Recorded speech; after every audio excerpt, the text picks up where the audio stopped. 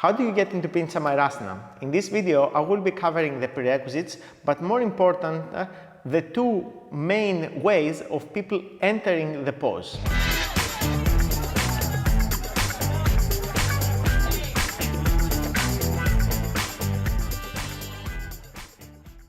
The prerequisites for Pincha Mayurasana are a good dolphin, and for that I will refer you to another video that I have specifically covering dolphin pose, but as well as headstand.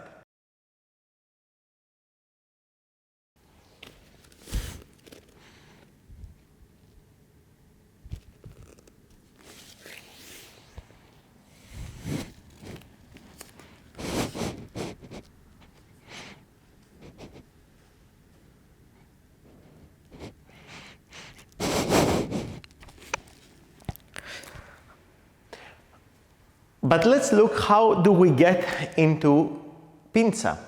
There are two ways. One will depend a lot on flexibility, so will be more appropriate for people that are flexible, specifically in the front splits. And the second one will be more appropriate for those that can't trust their shoulders, and they will take a little bit more of a leap of faith. But in order to take the leap of faith, you need to be confident in your shoulders. Let's look at each of them.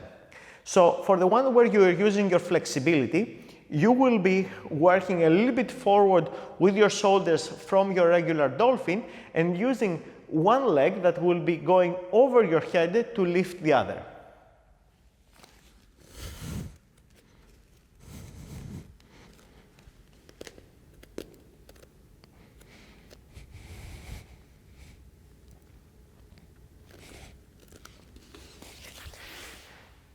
It goes without saying that the more flexible you are, the easier this transition.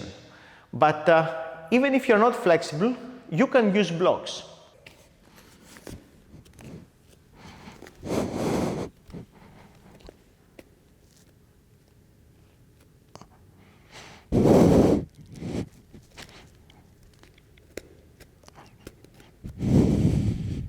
In the second approach, where we're taking the leap of faith, we want to jump into it. And for this to happen, we need to be trusting that we're not going to go over. So our shoulders and to some extent our glutes are going to hold us from flipping over. I would suggest you can practice that against the wall first, but I will be demonstrating now how this manifests in the middle of the room. One thing to keep in mind is that you don't need to go into a straight line straight away, as staying in a front splits, small potentially front splits, might be sufficient to help you find balance.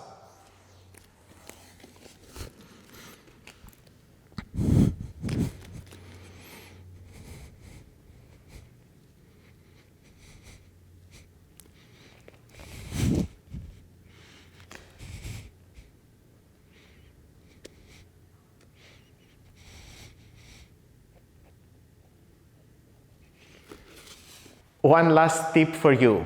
Whichever approach you choose, be very clear about what line you are working towards. Are you aiming to bring your feet together? Are you working towards small splits, knees bent, and work on this specific line? I usually tell my students that if you're attempting to achieve different lines at the same time, is not different than trying to learn different languages at the same time. Even if these languages are close to each other, such as Spanish and Portuguese, it will still slow down your learning process. So be very specific and every time work towards the same goal. If you want to learn more about inversions, I encourage you to join my mailing list that is specific about inversions. There you will receive some free content, but also you will find out about when I'm running courses and workshops, as well as when I'm available for private tuition.